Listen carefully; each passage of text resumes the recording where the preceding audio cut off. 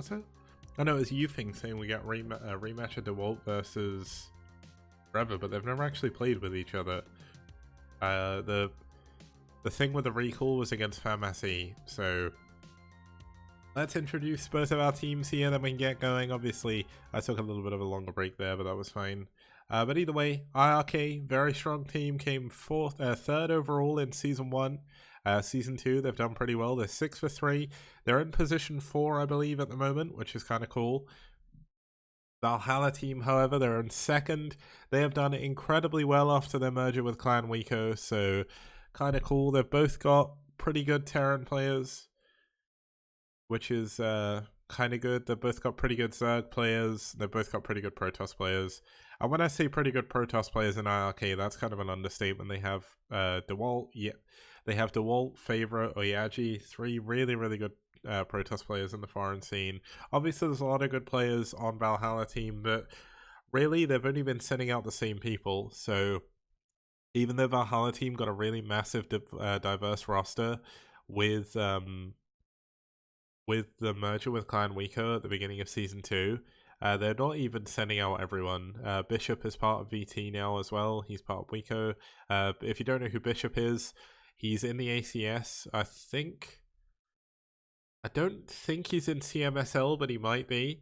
I don't know if Bishop's made it into the ACS yet. I think he did qualify, which is kind of cool, but he's a really, really good amateur Korean Terran. I think he's actually the best amateur Terran at the moment in Korea, which says a lot. I mean, there's some really, really good amateur Terrans. So we've not seen Bishop come out just yet, but maybe when Valhalla team play against Seoul, we'll see him be fielded. But he also runs the Hammock Star League in Korea, which is kind of cool. I've been trying to get, well, me and him have been trying to organize something, but I won't announce that properly until it's fully sorted and everything. But let's have a look at the rosters we're going to be seeing here.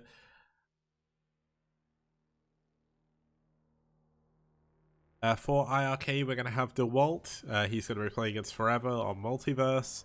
We're going to have Marwin versus Cross. We're going to have SPX versus PHJ. And then we're going to have Kabezerg versus Last. And Shiny, I think he's considered in the top 3. But I don't think he's actually top 1. He's also been banned from a load of events as well from being Super BM. So he was actually in the STPL as well, and then he got kicked out by Fujikura from being BM all the time, I think it was. So oh well, that's just the way things go, I guess. I've just been looking at the modifications for the emotes we've got, and they really don't work very well, do they?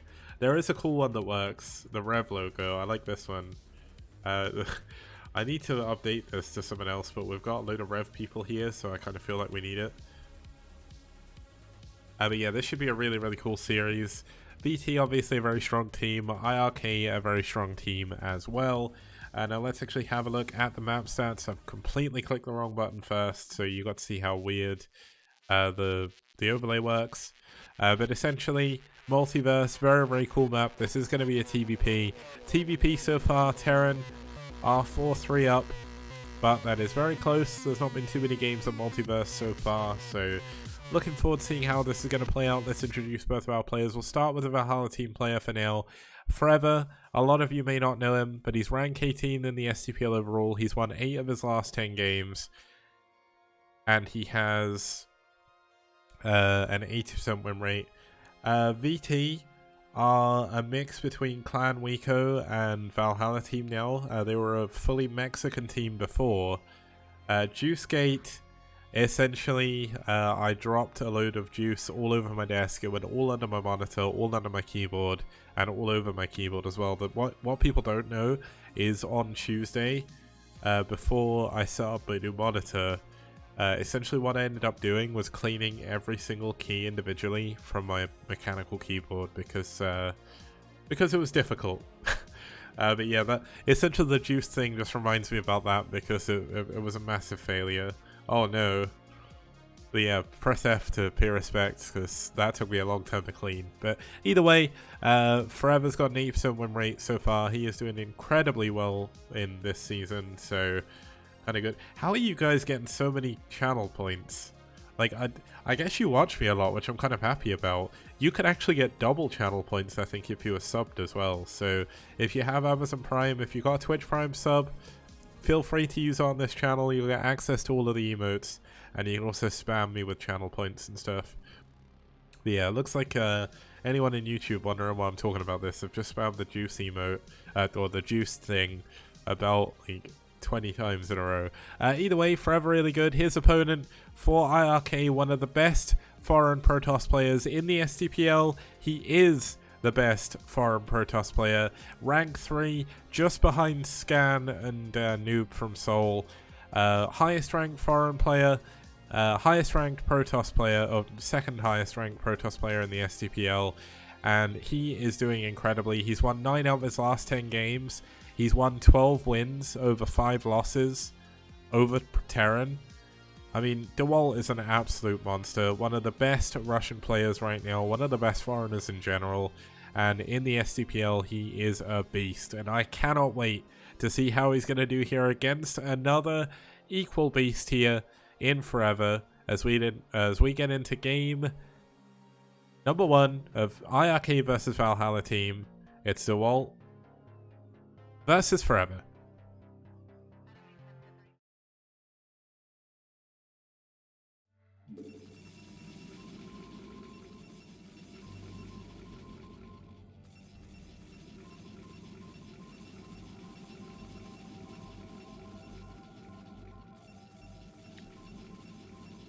Okay, starting us off here in the top right hand position, we do have the blue Protoss fighting from Russia for iRk.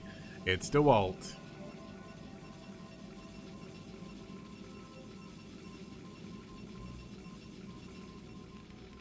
And his opponent spawning down here in the bottom left hand position in the red, fighting for Valhalla team from South Korea. It's Forever as our Terran player. Now, if you're looking forward to this game and you want to get other people watching, that would be a good thing. I should probably remove the juice channel point thing, because that is a lot of spam, but oh well. But yeah, it's kind of cool. It gives some people a chance to spend some, I maybe need to up it or something, because that is a lot. But either way, this should be a very, very fun PvT.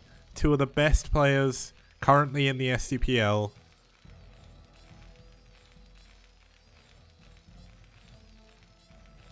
And honestly, this is definitely one of the highlight games of today, I think. I mean, this whole series is. There's so many good players from outside of Korea against so many good players inside of Korea that this is a really good example of foreigners versus South Koreans. One of the strongest foreign teams.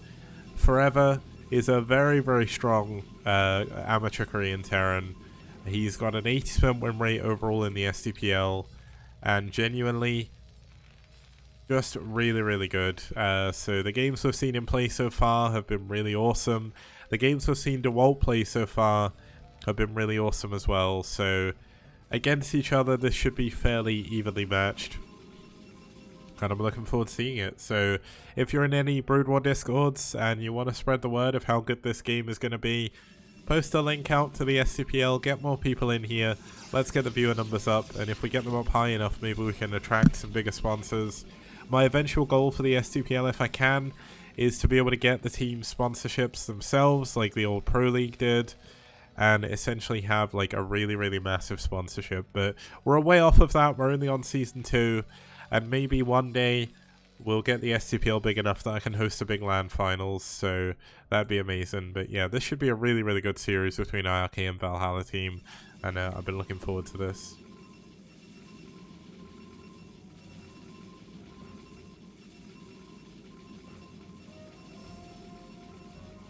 So in terms of what's going on in the actual game, we've got single gateway coming in with goon range for DeWalt. This is very, very common of him. Likely going to see him go into an expansion around 28 supply. He could go for a robo, but DeWalt isn't really the kind of player that cheeses. He just plays straight up, and he always does a very, very good job doing so as well. And Forever, from what we've seen of him so far, I mean, he hasn't really done too much in terms of crazy builds either, so we're likely just going to see a factory expand coming in from him, which we are. You can see you can see the SCVs have been pulled out of gas here.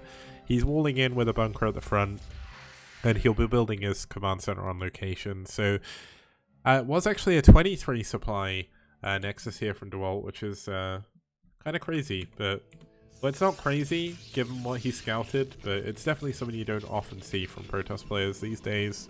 28 Nexus is a little bit safer, but I mean, if you know what you're up against and you feel safe, 23 is definitely better to expand on.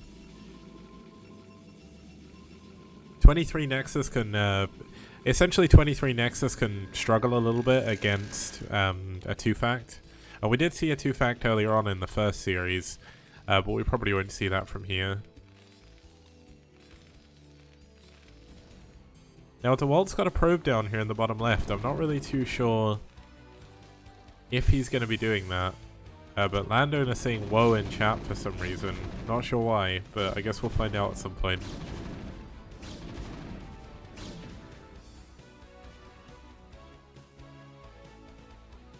I probably shouldn't be doing what I'm actually doing here while I'm doing it. I've edited the channel points for something to stop the spam so much. I know people can just save up for it, but either way, people won't be able to spam it all the time now and annoy people, which is good. Thing is, channel points are kind of pointless, but it's essentially a nice... It's a nice thing to have. I need to find good rewards, but it's really hard to offer like actual good rewards for channel points. I mean, it does give you access to emotes, which I'm guessing if you watch like a massive channel with like 20 million emotes, then it'll be different. But because I only have 5 emotes, I think, maybe 6, it makes it difficult. Pebble's saying we need another STPL badge emoticon. How do you mean? What do you mean by STPL badge? Yeah, the poor vulture didn't get a chance to lay its mines, but another vulture's come in, has managed to do so. Mines, of course, in TVP, super important, as they are in TVZ and TVT as well. If you're losing a vulture and it's got mines, you're actually not using the vulture properly. And I know it's not easy to always use all the mines, but you definitely want to be. Now, DeWalt is building a proxy robo over here. You want an STPL does alternative version. Huh. So what would that be? If you give me the idea, I'll make it. Trouble is with me is I'm really good at making stupid little meme videos that some people find funny, some people find cringy, but I'm really bad at coming up with emotes. Like I was trying to make like a apple juice emote for when I mess up. But I couldn't seem to make one that looked any good, so I gave up. I'm better at making clips and stuff, I think, because clips are easier to work with. And if you want to help me with clips, by the way, one of the ways I get clips is I go through my older broadcasts from all the games that I know were good, and I use the clip feature on Twitch and download them. So if you find something that looks cool, a good play that should be in a clip, name it something so I know what it is, and then I'll use it in a clip video. It's all good. Makes my life easier. And that's a free way you can help me out. Another way you can help out, and obviously a big shout out to our sponsors, Liquipedia, is if you want to help out on Liquipedia, we need more people working on the STPL page. So if you can help out in any way, that would be massive. Now, importantly for Forever, as Yufeng has said, he's staying constantly ahead in workers, which is not easy to do. As Terran against Protoss, there has been a few probes cut along the way to get this robo in the shuttle. But Forever has been so aggressive, so active with his vultures, that he's been able to go for proxy, he's been able to scout the Reaver, which is super important. Now, the funny thing is, Forever is building his command center off center in the bottom left because I think he wants to take the other main. Now here comes the Reaver. Let's see how much damage can do. Nice pull by Forever. Only going to lose 2 SCVs for now. But obviously, oh my god. Oh, he loses the Reaver. DeWalt with a massive mistake there. Forever with a perfect defense. Only losing 2 workers for two Zealots and a Reaver. Look at this. Forever knows he is at a massive advantage now. He's going to move out immediately. He's only got 4 tanks. But given what the Protoss can have at this time, that's actually enough to break through. DeWalt back at home, he was going into Arbiter Tech. And this could just be the end of the game. Now, DeWalt's doing a pretty good job. Oh no, the mine! Ooh, that was rough.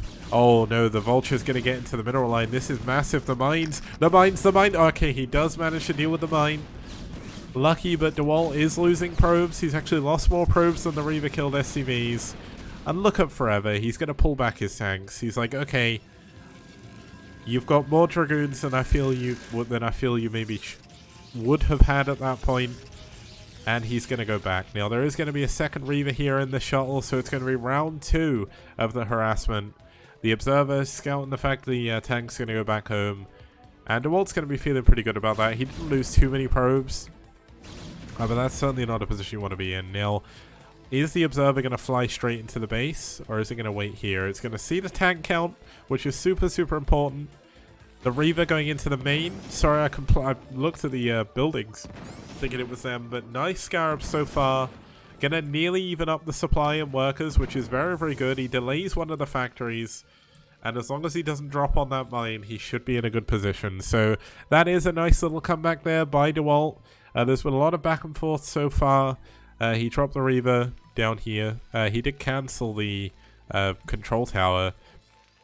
So there's going to be no vessels for a while. I don't think the science facility actually started yet. So there we go. The science facility coming in. Third base of Forever is going to be up before DeWalt's is done. So that's a little bit unfortunate for DeWalt here. But as long as DeWalt can deal with the units in the middle of the map here, he should be in a good spot. Now, realistically, it wouldn't be too bad for DeWalt to actually kill all these and make this an island map. Because realistically, all DeWalt needs to worry about is splitting the map. He is going to have Arbiters very, very shortly if the first one isn't out already, which I think it is. Oh, the Wraith, though. Oh, that's a really clutch Wraith. I did see it making, but I didn't think he'd send it out on the map like this. Oh, he saves the shuttle. That's so big. 1 hit away as well. Now, you ask if shuttle speed is on the way. I'm looking for the Robo support bay and I can't find it. It's in the natural. I didn't think he did go for it in the end.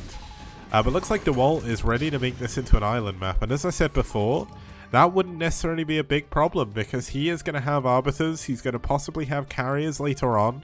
He's going to be able to split the map.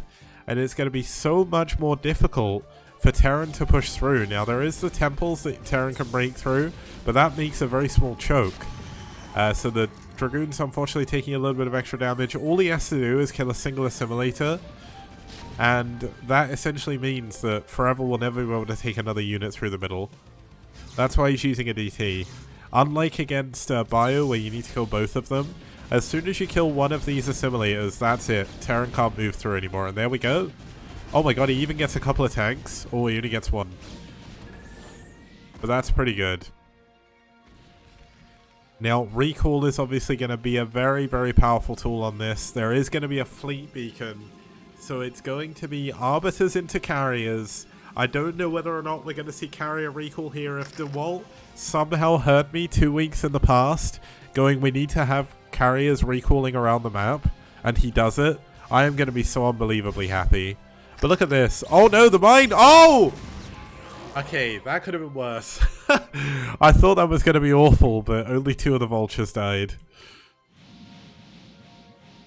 Yeah, this game was played a couple of weeks ago. It was the last week before Christmas, so... no, it was the second to last week before Christmas. Essentially, I had like a 3-week break in December while I was ill, so we're slowly catching up with ourselves. The Observer being very, very active on this map, following these tanks around. And this is when DeWalt is going to have trouble, because Forever is going to get ready to push through the middle of the map. DeWalt is on pretty much nothing but Dragoons right now, so there's no Zealots. The Zealots only just now coming in, and against mass tanks, mass Dragoons effectively lead up to lead up to Blue Goo, they don't really do anything. Now these temples are stacked, so having splash units like tanks to kill them is very, very good. But as you can see, it takes a long time to break through. Now there is a drop going down into the bottom left. It's only a couple of Dragoons, which isn't that much, but it is enough to stop this base from mining. There's going to be no reinforcements coming down here. No dropship was made. And still Forever is struggling to get his units through this middle of the map. And the longer this goes... Oh, the SCVs have been pulled to try and help this out. The SCVs will eventually kill the Dragoons. And that's very, very nice glitching on that one. But, I mean, this is annoying because he's going to be able to send another shuttle down there. There was a couple of vessels here. Did he manage to EMP the Arbiter? No, he didn't. There is actually +1 air attack on these. Now, has Forever scanned the main? I don't know if he has. So he's not necessarily going to know. There's carriers coming up after this. And carriers are going to... Oh, recall! Oh no, DeWalt! DeWalt's recalls, they're always bad! Oh my goodness! Oh, and he gets the other Arbiter Stasis as well. The Jehoon recall on Neo Arkanoid, now the recall on top of mines. DeWalt does not have the luckiest recalls. He is the Jehoon of the foreign scene. Oh my goodness, that was massively bad. Very, very unfortunate positioning. He was forced to recall there because everywhere else was mined. There was turrets everywhere, and he didn't want to lose the Arbiter, but unfortunately, instead of just losing a single Arbiter, he lost about 50... That was like 12 Dragoons and a few Zealots. And suddenly Forever has a supply lead. Now, Forever is scanning around. I don't think he's seen much. I don't think he knows about the carriers just yet, because there isn't a ton of Goliaths coming in here. But realistically, is the amount of carriers that DeWalt has enough? He's got 2. I swear he had 2 additional ones. He must have... Oh no, the probe's even getting caught out by Forever here. I know Jehoon. Jehoon is a different player. Jehoon is not who I'm talking about. And there's no... Wait, is there no Interceptor upgrade either? Oh my god, the Interceptor upgrade isn't done either. So I think this is GG. Very, very unfortunate game by DeWalt. He played a little bit unfortunately here. And much like against FAMSE, where he had the game in a really interesting position... yeah, this is the same thing happen again. The bad recall has killed DeWalt, essentially. And even though DeWalt's trying to hold on, he's doing a pretty good job with his carrier micro. But unfortunately, 2 carriers, not going to be enough. He's going up to 4, but he's going to lose all of his gateways.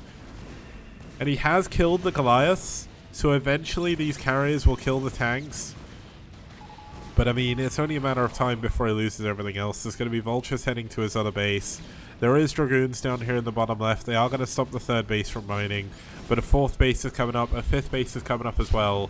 And DeWalt, down on 96 supply, is relying on nothing but carriers to try and hold on. Jehoon was just known for bad recalls in general. He recalled into mines sometimes. Other times he recalled a really short distance. And other times he recalled no units appeared, which is where he got his nickname Bermuda from. Which is kind of funny. But the base down here is going to go down. Forever has chased away his command center. The science facility went down, but I think 3 attack is done already. At least it should be. No, 2 attack. There's no 3 attack. So if DeWalt can hold on, he killed all of the tanks. Let's not get it twisted. He is down in supply, but he's done moves to catch up. And that's not easy to do. But his carrier count is starting to get higher. He didn't lose the carrier before, but does need to be careful with this one. This should be at the back, not the front. 2 vessels coming in. Are they going to go for an EMP? Not too sure just yet. But let's not forget that Forever can only push through a very small choke to get through here. And I mean, we've got Reavers being built down here with a shuttle. That's going to help out. Vulture's unable to get that now. There's still units in the main base for DeWalt. He's down to one gateway. He's got 2 over here, which has definitely been a help. And the carrier count will continue to increase for now. But DeWalt is essentially on 1 base mining against 3 now. So the natural of Forever, the main base, and the new 3rd base is mining over here. DeWalt's starting to mine from his 4th base now, which is pretty good. Are we going to see a Reaver drop somewhere? Where did the Reavers go? There was a shuttle with a Reaver and it went somewhere. Now as soon as DeWalt leaves his base, Forever is going to swing back up here and try and put the knife in. I mean, this was a well played game by DeWalt. Let's not be around the bush. He played well, and that recall essentially just completely destroyed everything he had. I mean, he can still come back. It's going to be difficult. We can already see a good D-Matrix on the front here. Going to make it possible to take down these carriers, but DeWalt still continuing with his carrier micro. The issue is, does he have an economy that can actually rebuild interceptors right now? Because it's looking tough. It's really looking tough, and there's a lot of Goliaths coming in. Another mine going off. He's going to use his Nexus to get the interceptors out. Let's see what is up. What is carrier? Oh no! No, he's running into the Goliaths. Oh no! Well, he's going on the high ground, which helps, but not that much. He loses 4 carriers immediately. The 5th one going down, and he's about to lose the 6th as well. And this is GG. There's a Reaver drop in the bottom right-hand corner. He's killed a lot of SCVs.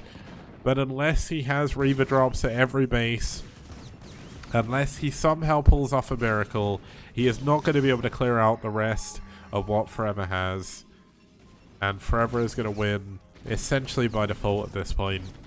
I mean, it's really, really nice with the damage. Oh no, he's going to lose both Reavers as well. I mean, the final remaining carrier is going to kill the SCVs over here, but it's too much. GG, DeWalt taps out. And Forever takes game number 1. So overall, that was a really exciting game. Forever, given the position he was in, did pretty well. I mean, he obviously won the game. DeWalt tried his best, but there was the one moment in that game. You know what? I'm just going to bring up that moment again. Just because I want to show it again. Because unfortunately, it was the moment that DeWalt went from being ahead to losing the game. It's very, very quick for that to happen in a TVP. So, okay, so it wasn't here. It was a little bit later on. There was a point in time where essentially DeWalt's supply just plummeted. I've just seen the bit where, here it is.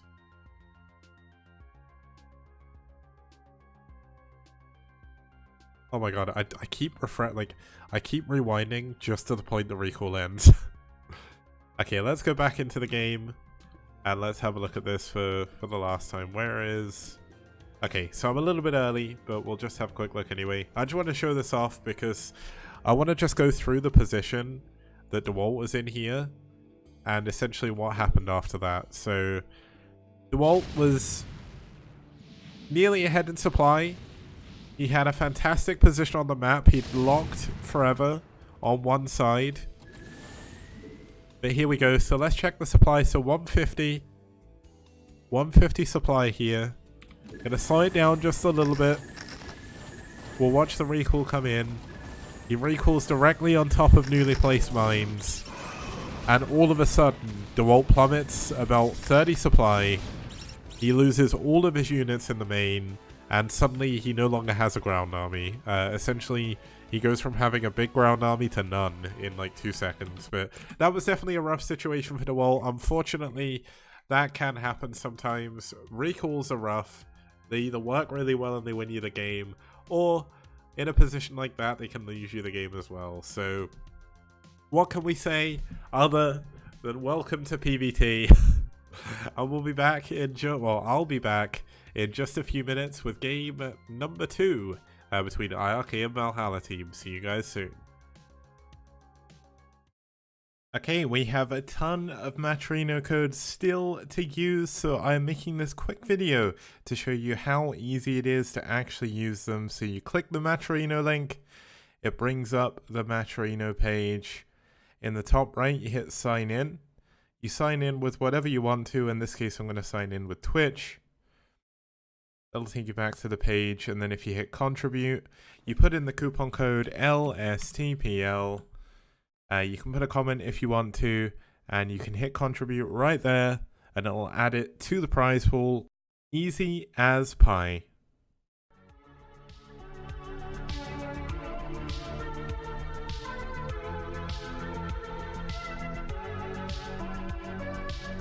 Here we are on Multiverse, looking at the assimilators. You would have seen me bring up lots in various casts on both Troy and Multiverse, of course. Now, the way these work, and I've explained this before, but I'll go through it again. The footprint of a Vespene geyser is bigger than that of the assimilator itself. So, essentially, to begin with, when you have two assimilators next to each other, all the units can get through. I know they got a little bit stuck. Maybe I should do this with just these units. So everything can go through, big and small units. Nothing to worry about here. Now, when you kill one of these assimilators, it's going to take a while to do this. So by the magic of production, we'll move straight forward. Now that's been destroyed. You'll note that tanks can no longer get through this this gap here. It's not very obvious at first glance, and your units will bug out, but as you can see, there's absolutely no way that tank is going through here, but the Marine and the Ghost still can. Now, the reason for that is, as I said, the footprint gets slightly bigger, so it makes the gap around about that size, I think. So units like Marines, Medics, Firebats, Ghosts, Zealots, Lings, and Hydras can get through. Now, if we kill the other assimilator, note now that Marines can no longer get through, even if I stim. I cannot move forward here. Now, there is one exception to the rule. When you have two geysers next to each other like this, it blocks all units, apart from this plucky little man right here. It's a Ghost. Ghosts can still run through, so the benefit of that is it allows you to be very, very sneaky with Ghost tactics. It's not often you'll see them, but if you're a Terran player playing on Multiverse, Troy, or Gold Rush, it can be a clever way of getting through and doing a quick nuke when your opponent may not be expecting them.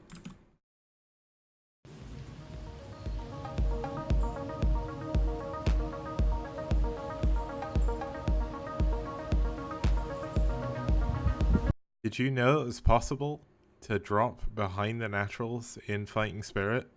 It's a bit finicky to... Okay guys, welcome back. We're here for game number 2. It's iRk versus Valhalla team. Should be a good one. Genuinely, iRk and Valhalla team, two of the stronger teams in the league. Essentially, really, really good. Game 1 was amazing. We had Forever versus DeWalt. DeWalt was doing incredibly well. Forever, a very strong Korean amateur Terran.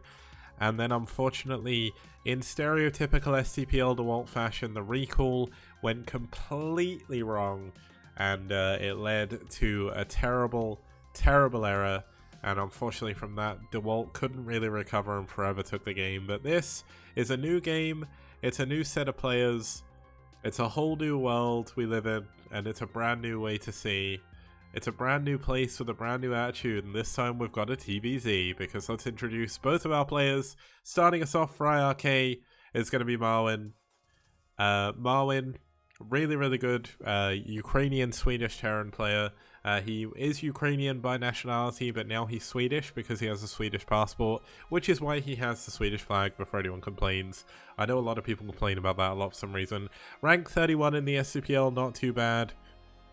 Marwin, of course, 53% win ratio. He's 3-1 over Zerg. TVZ definitely one of his stronger matchups, and one I'm certainly looking forward to seeing him play here against his opponent, who for Valhalla team is going to be Cross. 100% win rate over 3 games. I mean, normally I would say not too impressive, but he's been up against 2 really good players in both Goku, or 3 good players in Vingzel, Goku, and Hawk. This is Crossy, who's also played in the BSL last season. He's probably going to play in this season as well. He's a Korean living in Canada, I believe, and he's a really good player. So looking forward to seeing him play. Let's have a look at the map we're going to be going on to. And the map is going to be Whiteout. Now, Whiteout, very fun map. In terms of TVZ, Terran are 3-1, but that's only 4 games, so not the biggest sample size. We've mainly been seeing PvP on this map. But really, really good map. It's in the ladder now, so if you do play, you'll see this map a little bit more often. But obviously outside or in tournaments, I think this map is now in the BSL as well. But STPL, they bought it back from ASL, so we're ahead. It's either in BSL or it's in BWCL. I know it's one of them. Cobra Witch. But either way, fun map, fun mechanics. Cannot wait to get into game number 2, so let's do it.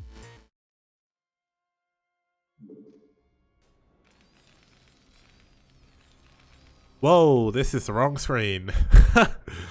Whoops.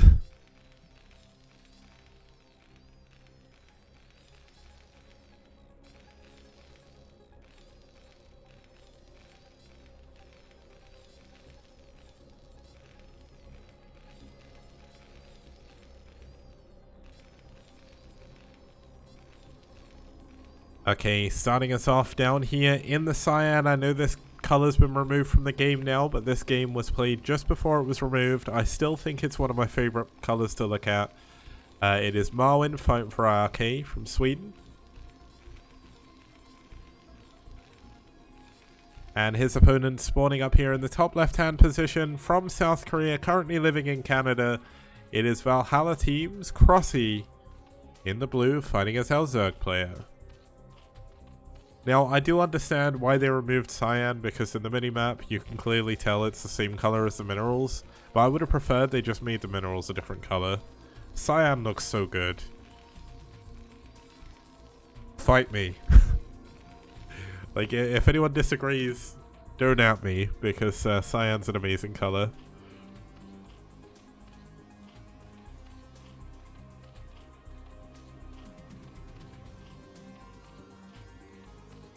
Yeah, it's one of those things. It was definitely a reasonable complaint, but just changing the mineral color would have been so much cooler. Then we could have still had cyan.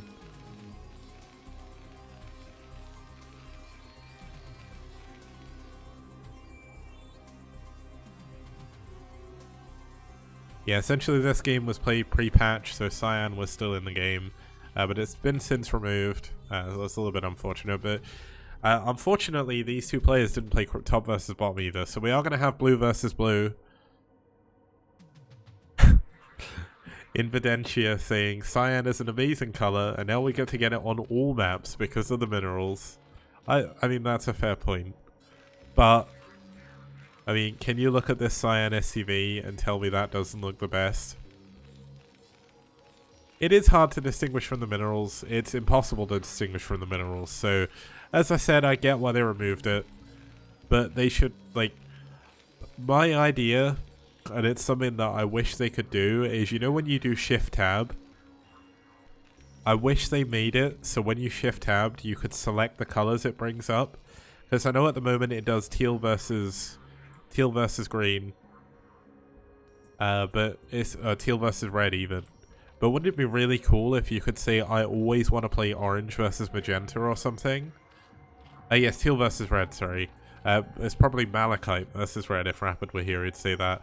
But essentially, wouldn't it be cool if you could be like, okay, when I do shift tab, I want an option where essentially every single color is the one I choose. So if you're in a 3v3, you can say, I want the bottom 3 players to be red.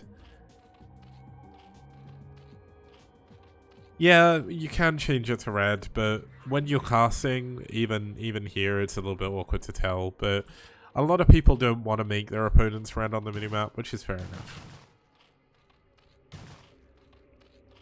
Yeah, but Y2 Kid, it would only affect you. So, essentially, if it's client side, which it already is, if you do orange versus yellow every time on desert maps, you're essentially handicapping yourself, right?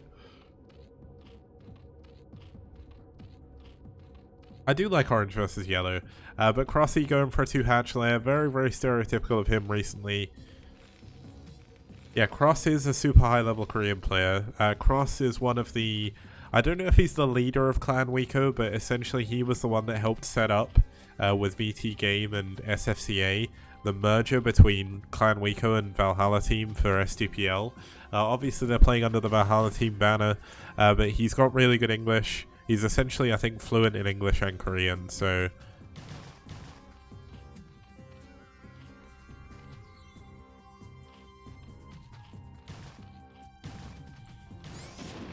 Marwin, of course, a super high-level TVZ player outside of Korea as well, so we are going to have a bio build coming in from Marwin. This is really cool to see, because a lot of foreign Terrans recently, they've given up on bio and they're all essentially going mech, but not Marwyn.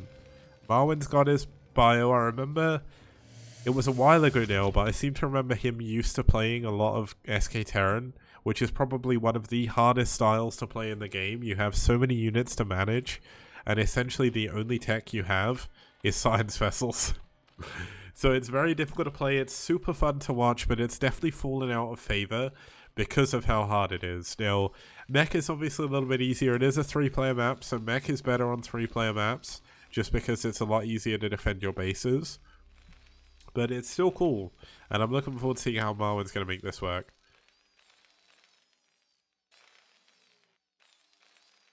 The question, of course, that's going to be super important is how many racks does Marwyn go up to? Does he continue to go up to 4? Is he going to stick to 2? Now, more recently, in 2017, a big build came out that was the +1 racks. I mean, it was a build in 2010 that Fancy did, and a couple of the other Terrans did as well, but Flash, he kind of optimized it to the point of, like, no Zerg could stand up to it, essentially, and when that happened, every foreign Terran was doing nothing but +1 racks. But yeah, I think Marwyn is probably going to stick on 2 factory for now, or sorry, 2 barracks, go into a factory and tech up super quick. This is where I was going, because essentially in TVZ, when you go bio, there's multiple types of bio you can do. So you can go 2, 3, 4, or 5 racks. 5 racks, your tech is very late. 4 racks into tech is the more common way of doing it. It's the way Haya likes to play a lot. And it's the way, like, Bjorn likes to play as well. But you have 2 racks tech as well, which, while good, is very, very fragile. And that's because you don't have much bio early on. So unless you control it perfectly, you're going to be very, very far behind.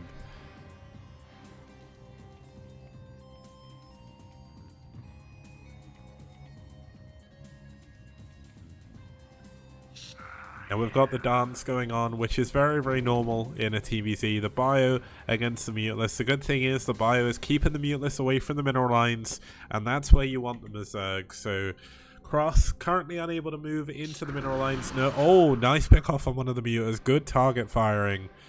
This is going pretty well for Marwyn so far. It's very dangerous, as Sudden Life says, because if you lose this early group of bio, it's pretty much, it's not game over, but you're really far behind. But you can see he's doing a very good job. If he pulls back, reinforces, he's going to be in a pretty good spot right here because he's kept Cross away from his mineral lines. He's not had to build tons of turrets. He's built 2.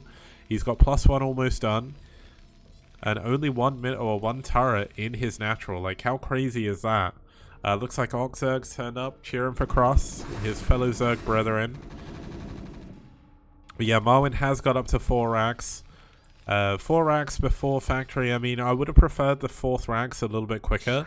But 4 racks into tech is the most standard bio opening, really. Because 4 racks into tech, you get enough bio, and then you go into your factory units. If you go for tanks, you go for those. If not, you skip straight into double starport vessel production or dropship production. So that's likely going to be what we see here, but still, we've got Marwyn pushing through the middle of the map. +1 attack is finished now, so the mutalists going to have a little bit more trouble. They do have +1 armor. It's not Tau Cross Albert, it's White Albert. Close. They are very similar. Well, ish. The base layouts are kind of similar. But Marwyn letting his bio micro slip a little bit here, losing a lot of the bio in the middle of the map. Certainly not something you want to be doing. You need to keep that bio balled up. And as you can see, the Ling's going to come in from behind here. Unfortunately, the Marines, I mean, they're holding for now, but these medics are going to get stranded. These medics are so unbelievably important. You do not want to be building medics, essentially. The longer the medics are alive, the higher their energy goes, and the better it gets. But losing that bio ball, not the end of the world, but he didn't really trade it away enough. So there's still a ton of mutalists. We've got a 3rd base up here for Cross. He's going into a hive. That's just started up. He's going to have Lurker aspect on the way as well. And Cross is definitely looking like he's in a good position right now. Now, if he can push up to the top right base before we get Lurkers up there, before we get a Nidus Canal, then he's going to be in a good spot still, but he needs more bio. He needs to get this mineral, this bowl of bio, and he needs to basically group it together, because the more bio you have, the better it is, because all of a sudden when the Mutalisk swoop in, like 5 of them die. I mean, 4 died there. That was very nice target firing. But look at this. I mean, the medics are going to get caught in the middle again. And once again, Marwin's going to be forced to try and stimulate the Marines over. So they're now already hurt. They're nowhere near the medics. And they're going to run straight into Mutalisk and die. But Marwin, luckily enough, pulling back, knows what he needs to do. There is tanks coming in here. There's a dropship as well. Dropship's very, very strong in TVZ. If you know where the Mutalisks are and you drop in their main or something, while they're nowhere near there, then you are in a very, very good spot. Now, going into tanks is kind of rare these days because tanks are very immobile.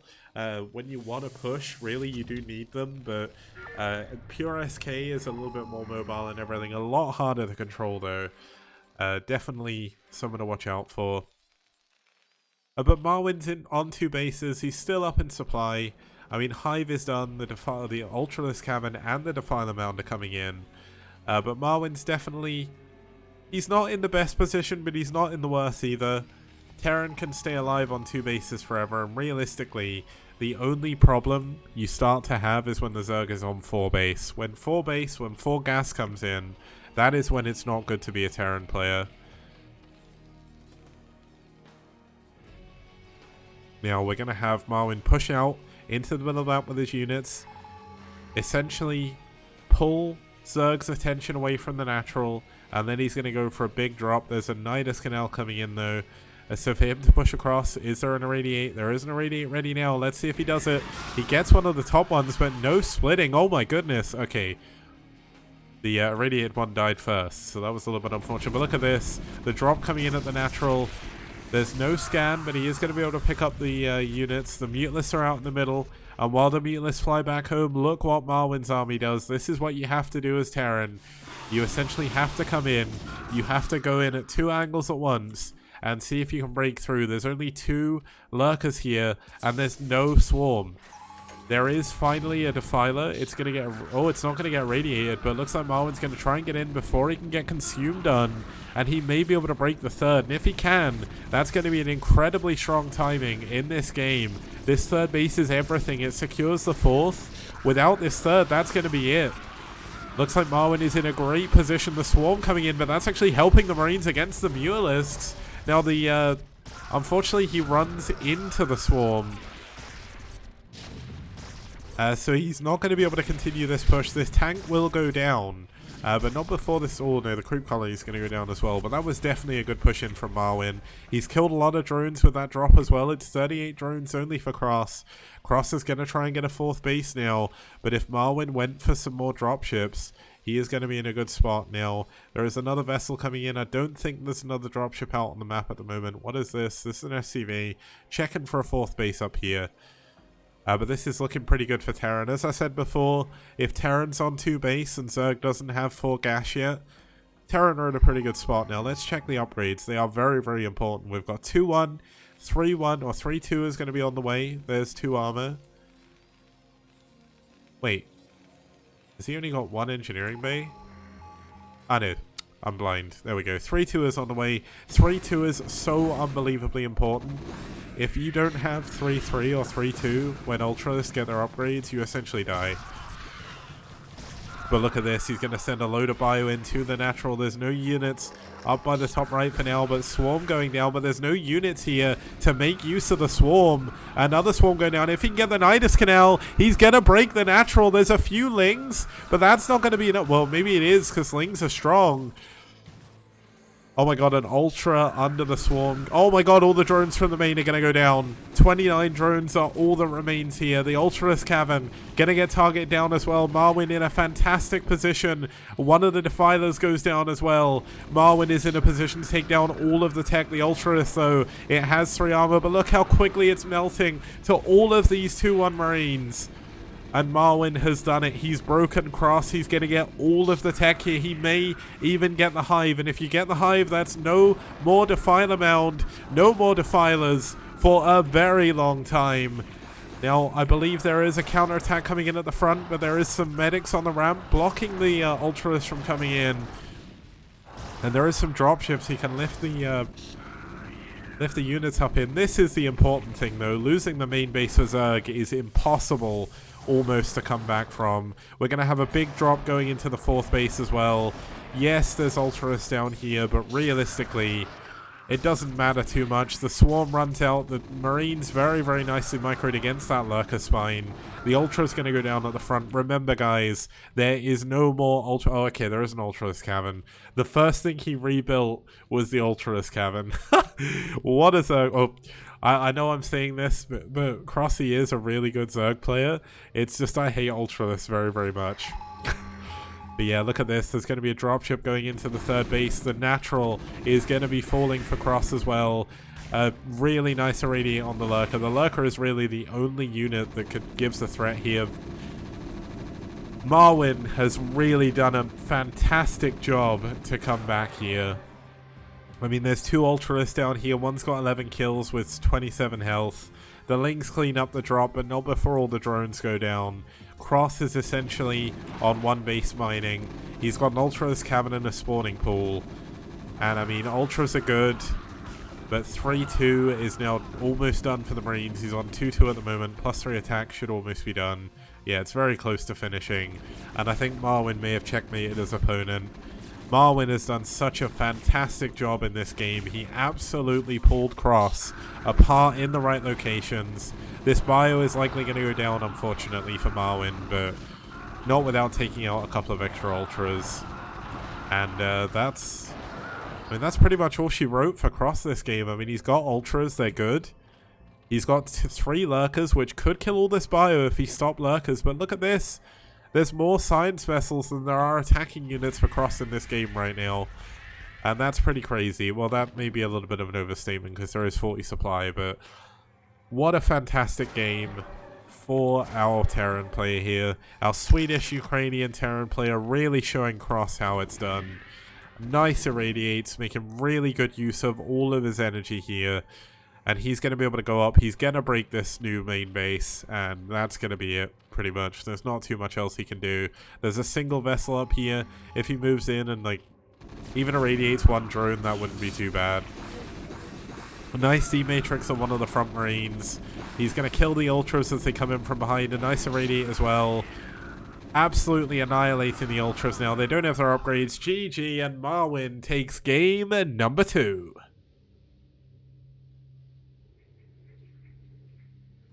So that was a really, really sick game played by Marwyn. I thought after he lost so much bio in the early game, he would have a lot of trouble. But essentially, he did really, really well. And it worked out perfectly for him. It's absolutely amazing. So, very well done. Nothing much more to say about that other than we'll be going into game number 3 with the series tied up 1-1 when we get back after this very short break. See you guys soon. Okay, we have a ton of Matrino codes still to use, so I'm making this quick video to show you how easy it is to actually use them. So you click the Matrino link, it brings up the Matrino page. In the top right, you hit sign in. You sign in with whatever you want to. In this case, I'm going to sign in with Twitch. That'll take you back to the page, and then if you hit contribute, you put in the coupon code LSTPL. You can put a comment if you want to, and you can hit contribute right there, and it will add it to the prize pool. Easy as pie. I'm about to overload my aggression inhibitors.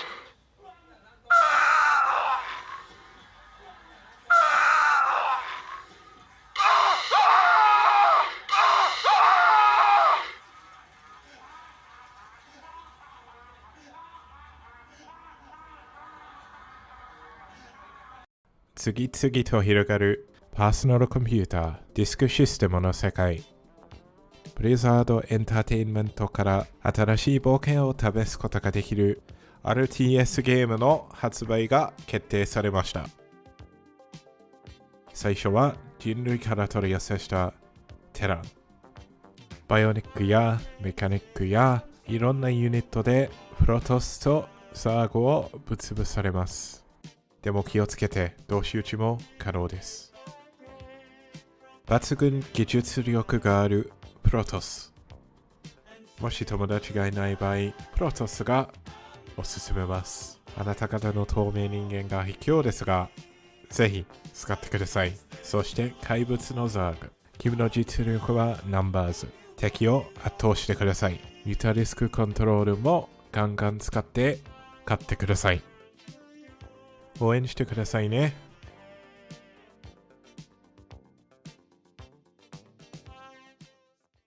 Nuclear missile ready.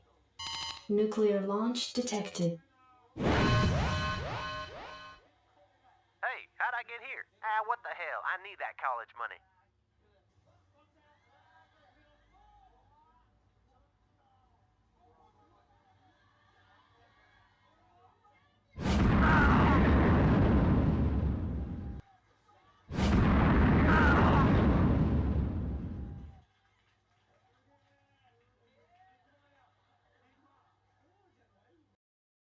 Okay, we have a ton of Matrino codes still to use, so I'm making this quick video to show you how easy it is to actually use them. So you click the Matrino link, it brings up the Matrino page.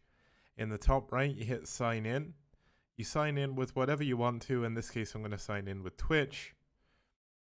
That'll take you back to the page, and then if you hit contribute, you put in the coupon code LSTPL. You can put a comment if you want to, and you can hit contribute right there, and it will add it to the prize pool. Easy as pie.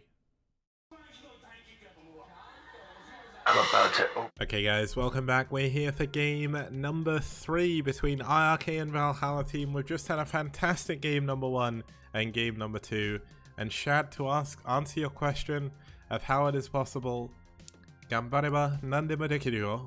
I'm really bad at spoken Japanese, but essentially, if you try hard enough, you can do anything if you want. So, if you want to learn another language, self-teach yourself, go join lessons, whatever.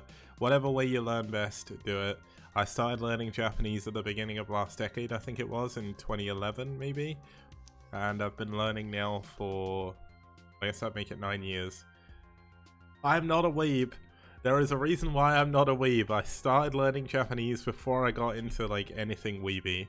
So essentially, like I'm not a weeb. By definition, I'm not a weeb. I didn't learn anime for I didn't learn Japanese for anime. I learned Japanese and then liked anime afterwards, so it's all good. And I am very jealous, Y2 kids. It's all good. Proletariat Green is judging me for being a weeb. Oh well. I've somehow made my leg bleed, which is fun, but that doesn't matter for now. Let's have a look at our next map. It's going to be Neo Arkanoid. Now, Neo Arkanoid is a very, very fun map. Semi-island base, lots and lots of neutral buildings everywhere. Unfortunately, they didn't host on top versus bottom, so we're not going to be able to see the buildings on the minimap, but all is well. Let's introduce both of our players. Starting us off here for iRk is going to be the one, the only, arguably the best Russian Terran at the moment, SPX. So we've gone from one strong foreign Terran to another. SPX has only played 5 games so far. Look at the opponents he's had to play against as well. But essentially, like, he's a really, really good player. He did really well in the... Yeah, he did really well in the Corrupted Cup. He did well pretty much every tournament he plays in, so looking forward to seeing him again. His opponent fighting for Valhalla team is going to be PHJ. He's only played 2 games so far. He did win both of them. One was the TBT, so 1-0 against Terran for PHJ, 1-2 for SPX, but SPX played against Koget and Scan, so I don't really hold that against him. Let's get into game number 3.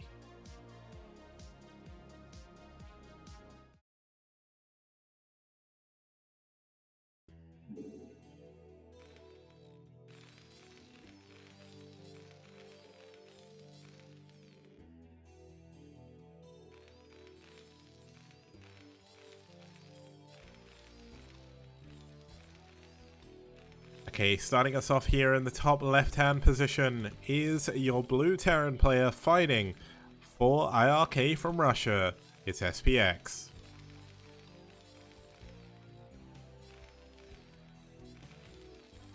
And his opponent spawning up here in the wonderful magenta color for Valhalla team from South Korea, it's PHJ. And yeah, when I was talking about SPX's win rate, I was talking about his games against Terran. Spire is obviously a Zerg player, but he won against Radley.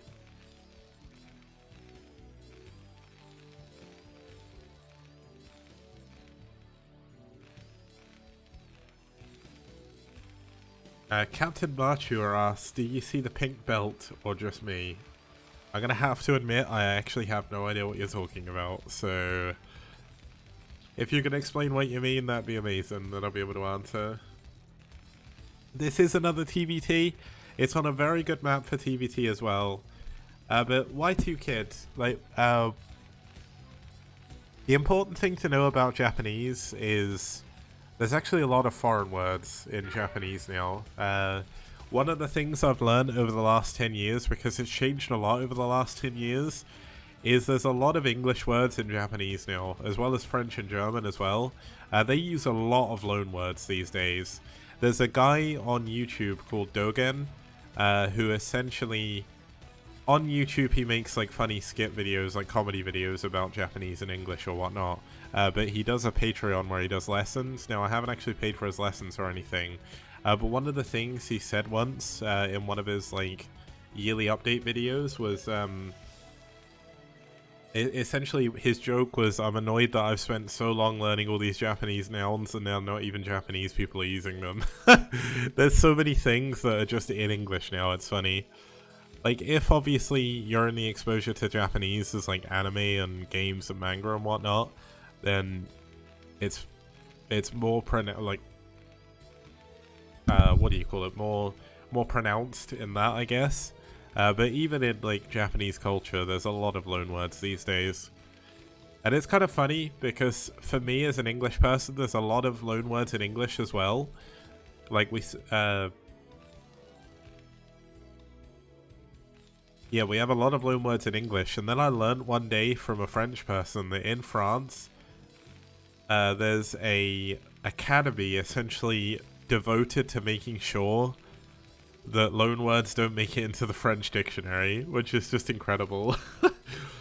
I think Han was telling me about it once, and I saw it on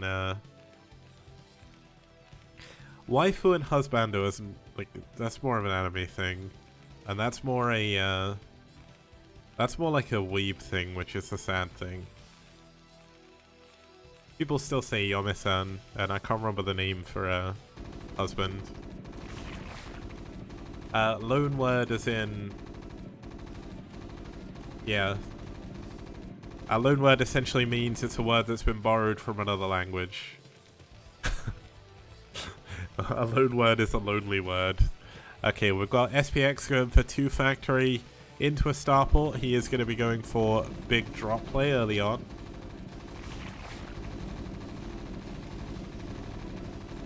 But yeah, a good example is Arbeiter, which is German, if I remember correctly.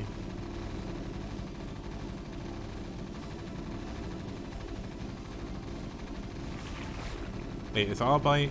Yeah, Arbeit's German, isn't it? Yeah, I learned German in essentially what is high school for you guys. It's called senior school here, and I've forgotten most of it. There's like a few words and a few verbs I can remember, but when I try and remember the grammar, all I can think of is Japanese now, because I've spent so long learning Japanese that I just get confused. Yeah, but I remember Spiele is like to play. That's about the only verb I can remember. I tried to speak German the other day, and people said I sounded Dutch, so yeah, Arbeiter is a German word, is a Japanese word.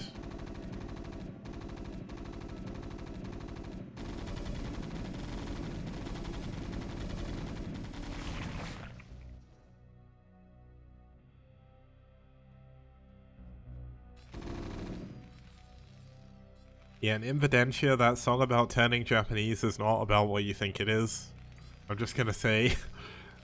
The meaning behind that is old English slang for for doing something that is not very family friendly.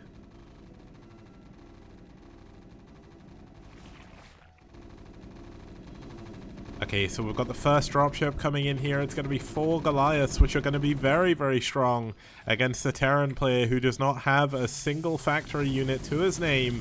He's up to 3 factories, or he's building a 3rd factory, but he's only just now starting it. This is a very good start here for SPX as he gets 3, 4, 5 SCVs already. Could he get a 6th? Yes, he does. 6th and 7th, 8th. What great Goliath micros so far. I mean, the Goliaths will eventually fall, and 2 Goliaths are going to come out, but that's 9 SCVs, 10 SCVs. Okay, this Wraith was a little bit unfortunate. And it is Baito, but the full word is Arabaito, I think. But people say Baito because it's shorter. As I remember when I first started learning Japanese, I remember learning it and I was like, I swear I've heard this word somewhere before. It's because it was one of the words I knew in German. Baito is like slang. So the weirdest thing is, and this is probably true for any language, just while this let's wait for this dropship to come in. But the dropship gonna drop another 4 Goliaths in. He's done a lot of damage, but he's not done just enough yet. PHJ is still ahead in SCVs, so things are not looking too good for SPX. PHJ does rebut that without taking too much damage as well, which is good. So that's always good for our Terran player here for Valhalla team. But essentially, one of the this is going to sound really weird, but people look at kanji and say it's really hard to read. I look at there's a way Japanese gets written called furigana, which is where essentially it's all written in hiragana and katakana, and then you have the kanji on top. But essentially trying to read just hiragana and katakana now for me is way too hard. It's really hard to tell where the words begin and end. Like, the kanji separate everything. It makes things so much easier.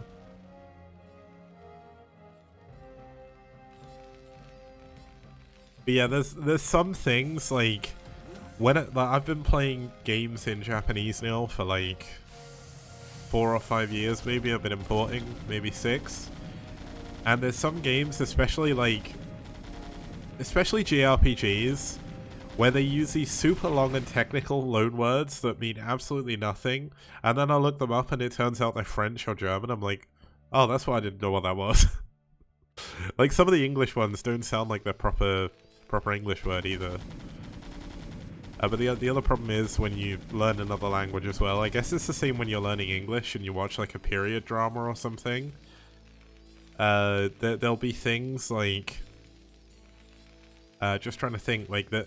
There's a series called Tuaru, which is like it's essentially like a series about a world where essentially the church have been using magic this whole time, and there's also like big science stuff going in it as well, so there's like espers and stuff like that, and they use words that you would, like, you look them up and you would never ever use those words in real life at any point ever, because they're so unbelievably specific to this one thing. Now we are going to have a double drop coming in from PHJ into the natural of SPX.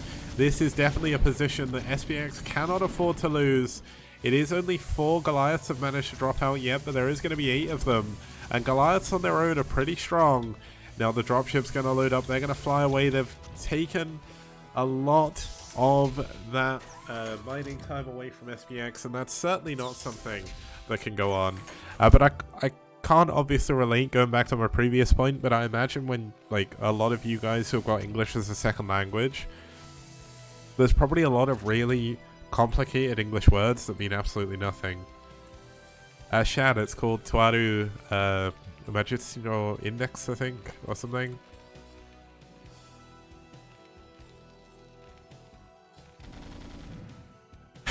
And Y2Kid confirming it, saying he thought he knew English and then they started using 1800s words. Yeah.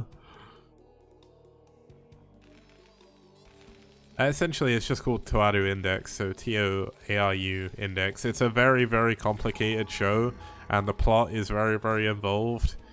And Railgun, which is like the science spin-off, is a lot better. But Index is still really fun. It's just very, very confusing.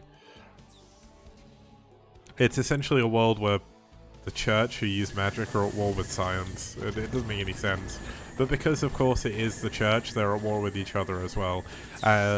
Here we go. We're going to have a drop in the pizza wedge by PHJ. SPX has got his tanks in a good position, though.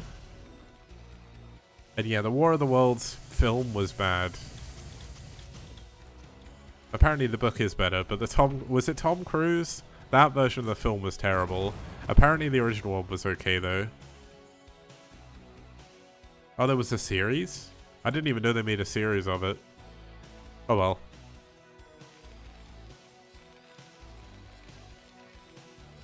Okay, we've got both players on 3 bases now. Supplies are completely even. And if it's on BBC, I wouldn't know about it because I don't pay for a TV license. Because I don't watch TV. So they're not going to get any money from me. I paid for it before. And then I realized I don't actually have to pay for it as long as I don't watch any live TV, which I don't. And they essentially send out threatening letters to you every month, or every few months. But they don't actually mean anything, and they never do anything with them. So if you're in the UK, and you don't watch live TV, don't be bullied into paying your TV license. You don't have to. Obviously you can't watch iPlayer or anything either, but I don't support the BBC. Oh, okay. So you live in the UK as well. Yeah, those threatening letters are so shitty. That's one of the reasons why I wouldn't pay for it. Essentially, like, they threaten you with, like, court dates and everything. And, yeah, it's crazy.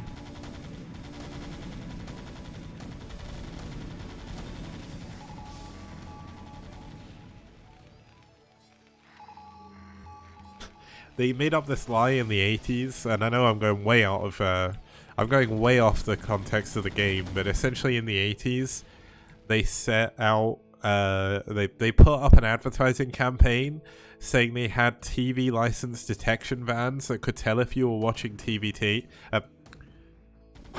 TVT detection vans to tell if you're watching TVT.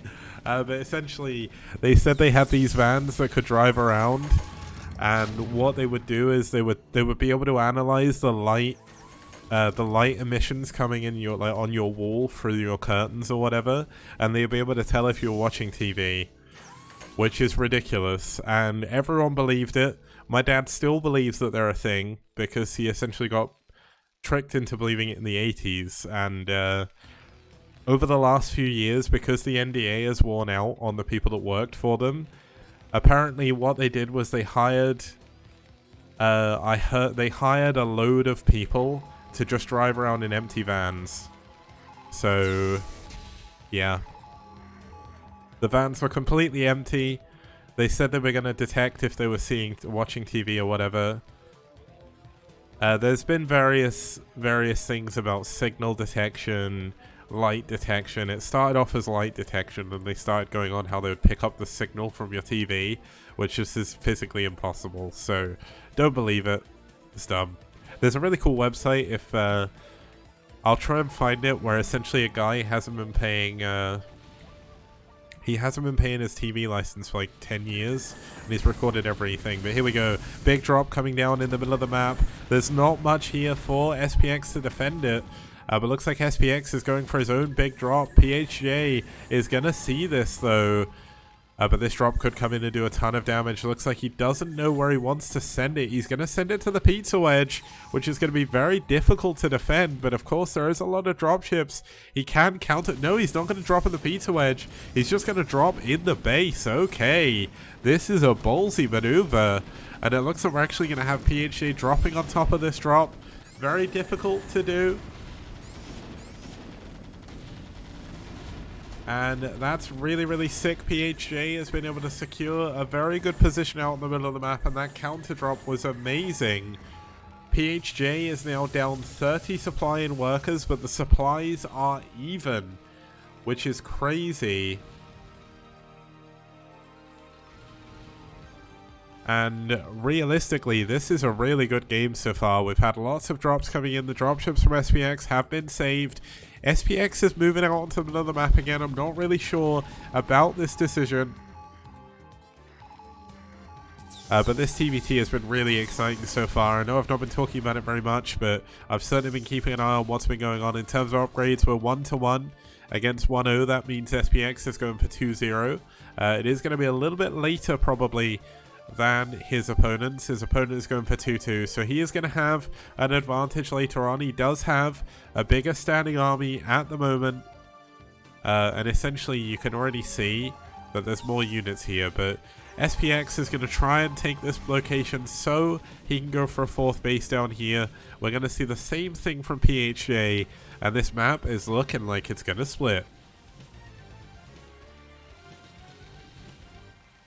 But to go into the mineral bank that Shad is talking about, one of the things in TVT is tanks are not very mineral expensive. If you don't build a ton of turrets everywhere, which SPX hasn't really done, PHG has definitely been building a lot more turrets, you do get a big bank, so that's just the way TVT works, and it's why in TVT, sometimes it's worthwhile just trying to triple expand, because you have so much money. If you can get those, those 3 expansions behind this tank line, you're in an incredible position. But both players going to play this a little bit slower, going for very slow expansions here.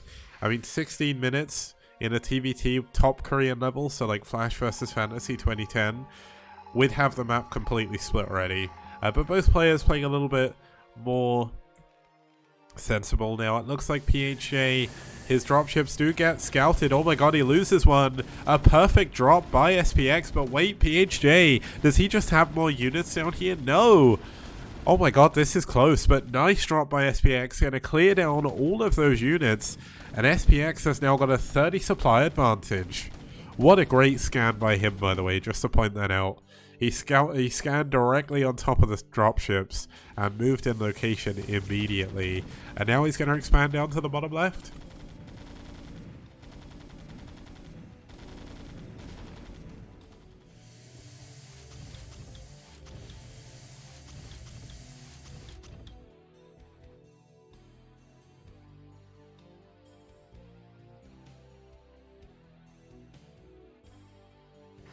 Now, of course, that was just one of many possible drops. SPX has got a lot of units just sat in the middle of the map, but we're going to have both dropships going into each other. We've got PHJ scanning for the dropships. He does find them eventually, but it's going to be 7 dropships against 5 dropships worth of units. There is units down here already getting ready to defend.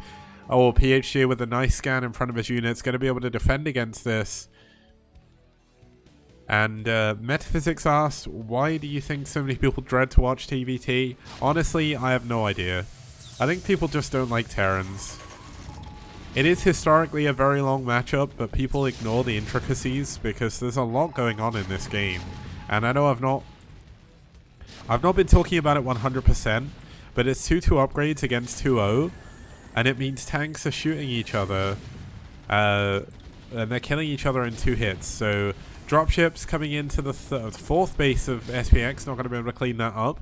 SPX continues to have a 24 supply advantage. PHJ has evened up the worker counts though. It's now 60 against 54, which is a lot better.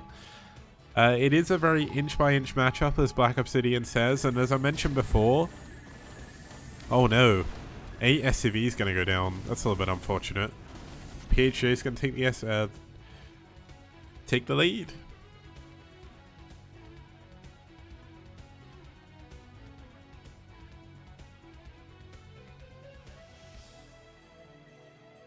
Now, to give, now things have slowed down a little bit, to give a little bit more reason why I feel people don't like TVT, is unlike in ZVZ and PvP, essentially in ZVZ and PvP, it usually comes down to one relatively long battle, and after that you kind of know the outcome, and people don't like mirrors very much anyway, so I think people prefer ZVZ and PvP because they end quicker.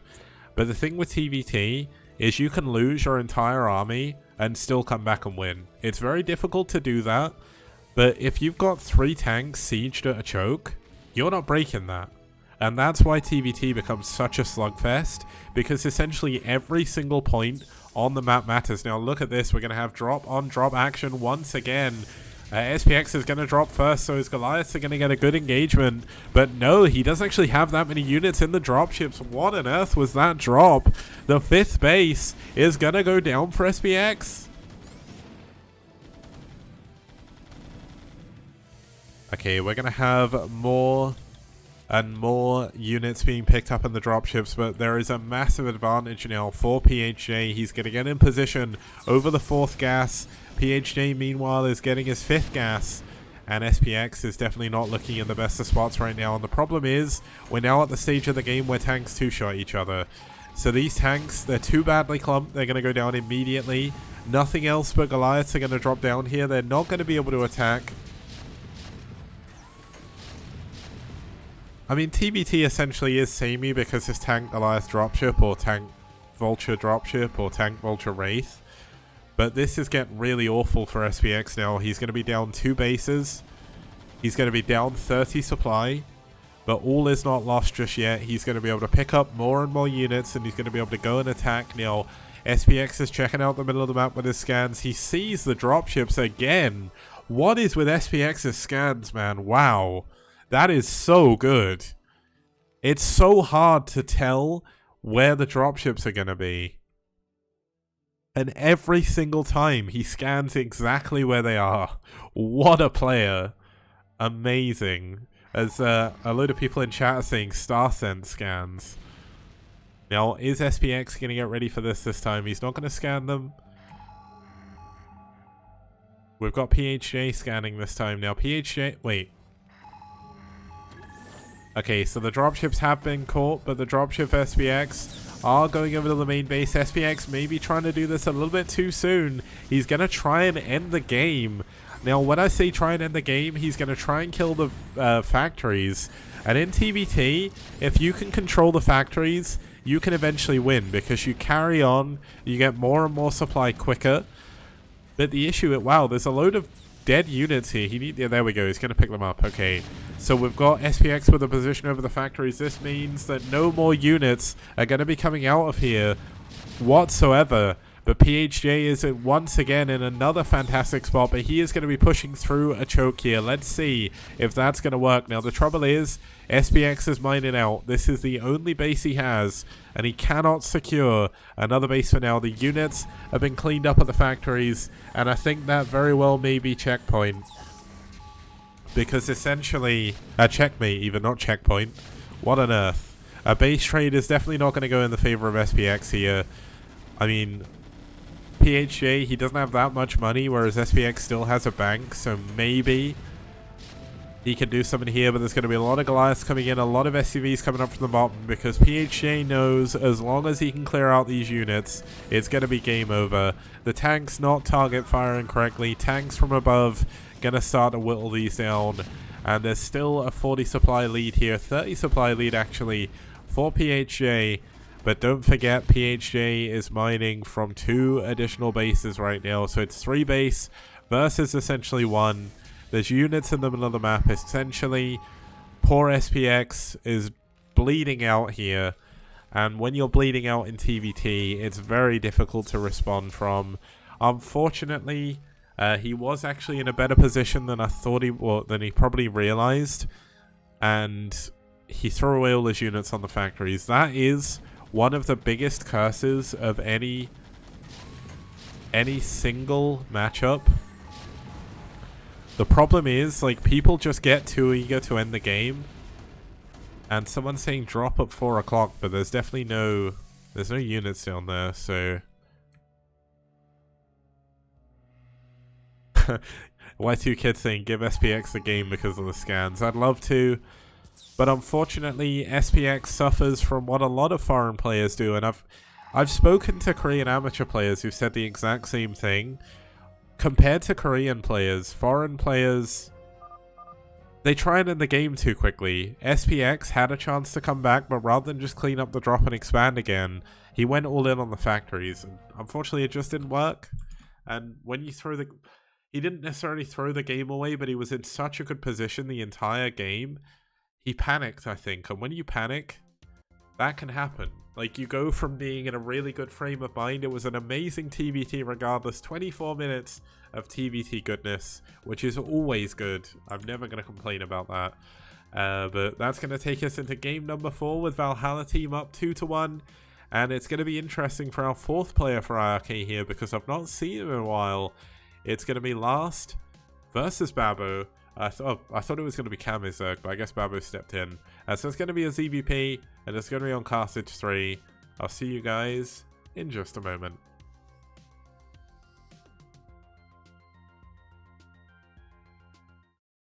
Okay, we have a ton of Matrino codes still to use, so I'm making this quick video to show you how easy it is to actually use them. So you click the Matrino link, it brings up the Matrino page. In the top right, you hit sign in. You sign in with whatever you want to. In this case, I'm going to sign in with Twitch. That'll take you back to the page, and then if you hit contribute, you put in the coupon code LSTPL. You can put a comment if you want to, and you can hit contribute right there, and it'll add it to the prize pool. Easy as pie.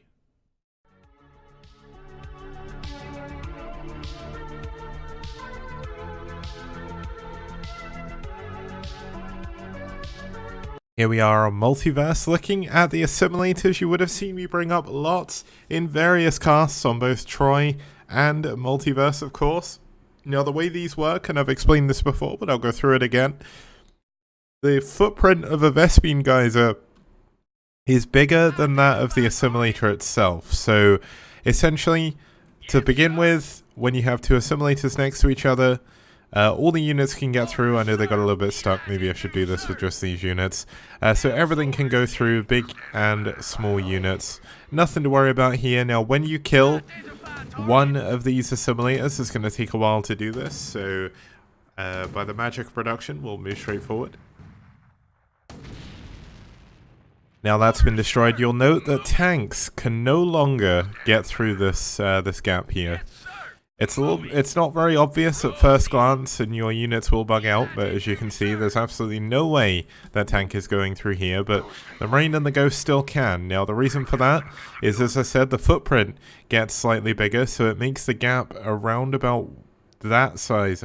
Okay, guys, we are back with game number 4 between Valhalla team and iRk. Dirk Action Fist has got a new chair, and now I'm jealous, so I'm hoping he'll send me a link to what the Amazon chair is. And I'll see if it's any good. If it's comfortable, man, let me know. Because I need a new comfortable chair. I've got a lovely comfortable sofa behind me, which you can't see because of the green screen, but I love sitting there. But this desk chair is killing my back. I'm like sitting here right now, and I keep having to like move around because it just hurts to sit here for long periods these days. But oh well, that's the way it works. Let's have a look at both of our players here. They didn't play on top versus bottom. I am going to have serious words with iRk's captain and VT's captain as well, because they need to be playing their games on top versus bottom. I said this before, I've said it multiple times, and not a single game was played on top versus bottom this series so far. Wait, was... Marwin's may have been, but DeWalt's, they picked red versus blue anyway, so that wasn't a problem.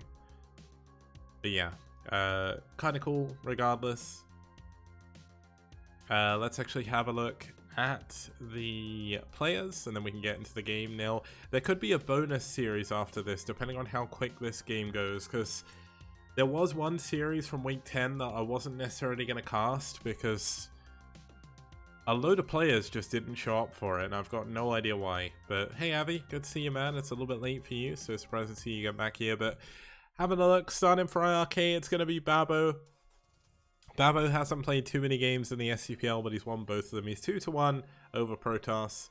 And his opponent, he's obviously Chilean by the way, and his opponent is Last for Valhalla team. Last is a pretty good Protoss player. He's ranked 13 overall. He's got an 81% win rate in the STPL, which is ridiculous. And he's 1-1 against Zerg. Yeah, it's a ZVP. But the Zergs he's played against haven't been the best, so the fact he lost against Dark was actually a really massive upset on New Tornado. So let's see how this is going to go as we get into game number 4 It's going to be Last versus Babo on Neo Arkanoid.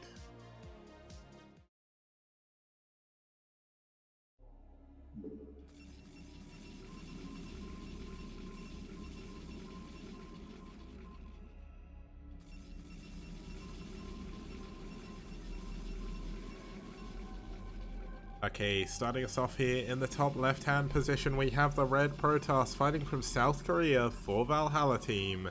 It's Last.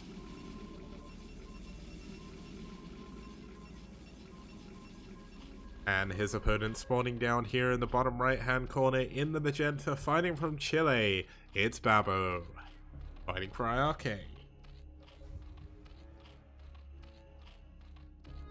Now the series we may do after this, there was only a single game played from it. It was Chaelin's game, so I do want to cast it, but it felt weird, essentially like advertising that cast, because it would be one game. But either way, that was a messy series. I have absolutely no idea what happened, but let's keep an eye on what's going on. We've got an Overlord coming in here from Babo, so it's likely going to be an overpull here. I don't think we'll see a 12 hatch.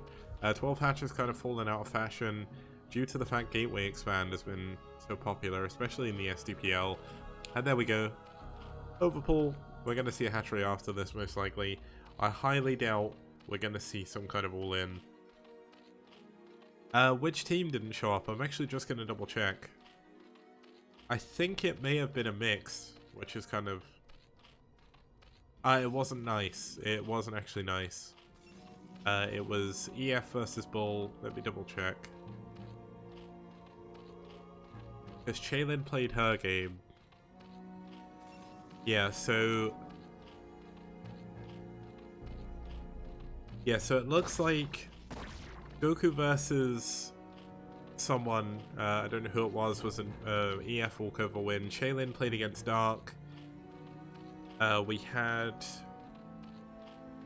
Pinkbrush against someone, which was an walkover win for EF again, and then Bull got a walkover win. So I don't know what happened in that game, but one thing I'm going to crack down a lot harder on in Season 3 is walkovers, because essentially, like, we've gone most of Season 2 without too many walkovers. Nice have kind of imploded in on themselves, which, while not great, is something that couldn't help. This isn't the Pro Last, no, this is not the second last we've had in the STPL. It's the third last we've had in the STPL, and then all of them are different. There's two Terran lasts, there's the Pro Terran last, which is the third one, and this is the fourth, which is a Protoss player called Last. So Babo is actually going to triple expand, so he's going to go, or double expand I guess, he's going to go for his natural and his third, and essentially going to do that off of one base. So I do wonder if we're going to see a Hydra Den coming in here, and if we're going to see Babo go for something crazy, like a Hydra Bust, or if he's just going to try and play this more straight up. Obviously we did have a Forge Fast expand from Last, so nothing too crazy going on there.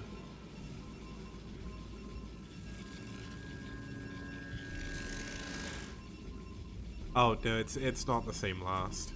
Last isn't in Clan Wiko, or, well, Valhalla team now. Albert's saying a Last from the past, oh my goodness. That's a bad pun. That's almost a Kicks level pun.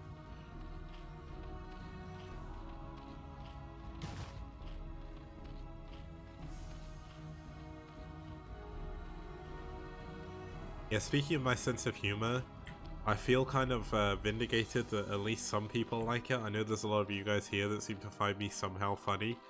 Maybe cringy funny, I'm not too sure, but most people I know do not like my sense of humor. I laugh at a lot of my own jokes, which is not a good thing. But Shad, it's because there's some names in Korea that there's tons of. Like Biel, for instance.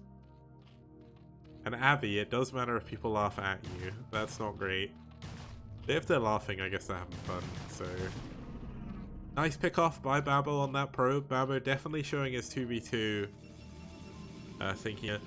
The reason why he put the third all the way to the left is because there's an expansion. You wouldn't put the third hatchery in the main, as it doesn't make any sense. Essentially, the Protoss is always going to expand, so you'll always want to be at least one base ahead of the Protoss as Zerg. Otherwise you're in trouble. so you get the expansion quicker.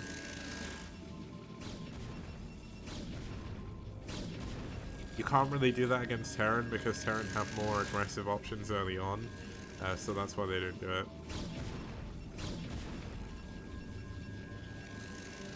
Now, Babbo at a time was one of the best 2v2 players in the world. Well, outside of Korea, I don't really know too much about the 2v2 scene and if they mixed, but I imagine if it's like the 1v1 scene on IC Cup, they never really played with each other, but Avi calling Babbo the Cheddar Zerg now. Oh my god, Babbo going for a Rumba. He gets 3 Lings in the main. This is actually massive. Just remember, guys, this is match point for Last, so if Last wins this game, Valhalla team win the series.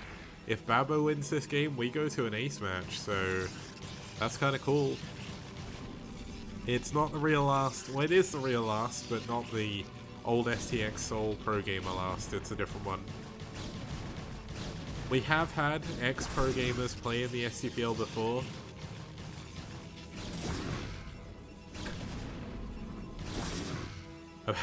So Abby's saying he's not even joking. Apparently Babbo legitimately beat 4 different 2.5k Protoss players in his BSL ladder stage by going Massling and Mass Muter. That's kind of funny. Yeah, we've had current players play in the STPL. We've had Best, we've had Mind, we've had Killer, although Killer's in the army now, so he won't be around for a while. Mind played 2 games against Bonnet actually, they were both really, really good. That was back in Season 1, in the semi-finals between NetWars and White Clan.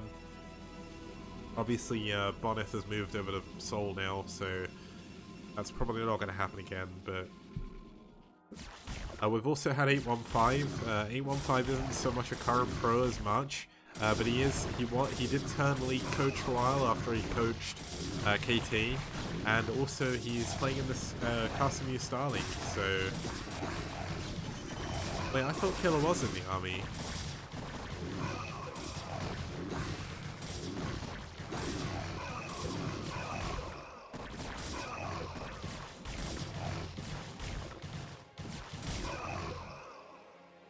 Oh, Killer went in the army in 2015.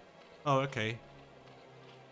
I thought he'd just gone to the army because he disappeared from tournaments for a while and someone said he was in the army. I can't remember who it was. I think Cast Abuse told me he was in the army. Yeah, and people are saying that apparently Bonnet was playing with Shiny and all his minions last night. And it's kind of funny, as Avi pointed out, that Bonnet has a baby and suddenly he's playing twice as good. And he's playing, like, he's practicing twice as hard as well. Okay, so Scourge go into the main, they check, they see the double gateway being added on. They don't see the double Stargate, but they do see the fact there's tons of Corsairs already. And Babbo going for Massling is so strange, but apparently it works.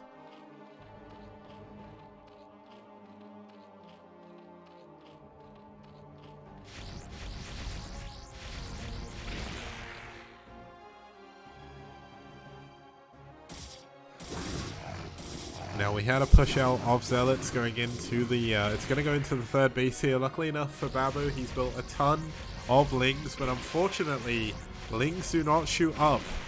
And there's a lot of Corsairs here. They do have they don't have +1 attack just yet, but I mean, just look how quickly everything's dying. The Mass Ling into Mass Muter strat. Oh, nice Scourge connections there though. That's definitely going to help out. Yeah, nice splits by Babbo, certainly showing his good micro here, but the trouble is it too little too late? Babbo's taken so much damage to his drone lane. He's almost lost his 3rd base essentially. He loses all his muters, he's going to be supply blocked again. And Avi's saying he's called another Babbo strategy. I suppose if it works, well, if it ain't broke, don't fix it. But I mean, Babbo's going to be in trouble now. He's going to lose. Wow, he's not going to lose the hatchery. Oh my god, there's a DT here. This DT is going to kill everything. He's got no... Oh, he does have an Overlord, though. He is going to be able to clean up the DT, thankfully, but... I mean, if the Corsairs come back in, they're just going to kill the Overlord again, so...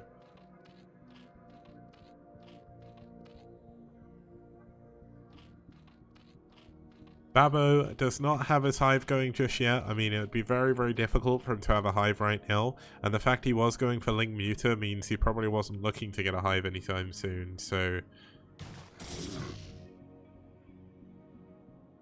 Y2Kid is saying Bonnet has made a new thing that he's calling the Polish recall. Can I ask what the Polish recall is? Just so I know.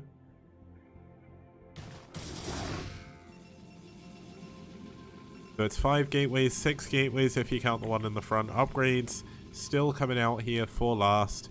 It's 1-0 going up to 2-0 soon. Now there is a lot of... Wait, how many mutas is this? There's 3 mutas and 8 Scourge.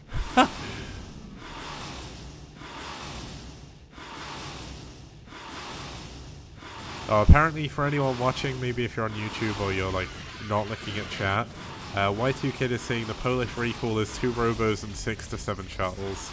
But look at Corsairs, guys. They're a really fair unit. They killed 8 Scourge without any of them dying, and Babbo is 99% likely going to die in the next few seconds because he doesn't have an army that can fight Archons whatsoever. And I think this is going to be it. He can't hold on to the front anymore. He's pulling drones to try and block. I mean, this DT it's going to kill the Sunken, and that's going to be it. GG, Babbo taps out, and last takes the series 3-1. Oh, apparently Corsairs did die. Apparently I'm blind.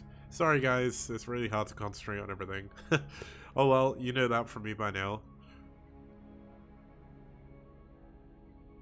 So that's going to be the end of the second series. Valhalla team taking the 3-1 victory. It was incredibly close. iRk were up. They were in the lead in 2 of those games they lost. And essentially, like, there was just a few big mistakes. We had another crazy badly done recall from DeWalt. And we had SPX just getting a little bit out-positioned. He had fantastic scans, but he just didn't have the units in the right place at the right time. But let's add the win here for last. Let's add the win to Valhalla team. Let's have a look at the results, and then we'll swap over to our final series of today. But if we have a look here... Starting us off, we had Forever taking down DeWalt in an incredibly close game until DeWalt recalled on a ton of mines and set himself super far behind. Marwin winning over Cross in a really cool 20-minute ZVT even. That was an awesome game. If you didn't see it, go back and check the VOD afterwards. It's very well worth watching. We had PHJ taking out SPX in a very, very close TVT. Then we had a PVZ between Last and Babbo, which ended obviously with Last pretty much demolishing Babbo there. Babbo's style didn't work against Last, and Last continues his winning streak.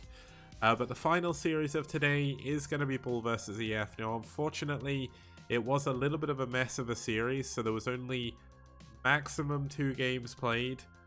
We had Chaylin versus somebody, I can't remember who it was, I'm going to have to go and check, and all the rest of the games were walkovers. There was 2 walkovers in favor of EF and 1 in favor of Bull, so depending on how the game goes with Chaylin, we could get an ace match. I don't know. I've obviously not checked the ace match folder of the replay folder just because I don't want to spoil anything. But in the main folder, there's only 1 replay. So we'll be back in just a few minutes with series number 3. It's going to be a quick one, so don't go anywhere. You can finish off the night with STPL and then head off to bed. It'll be good. So see you guys in a moment.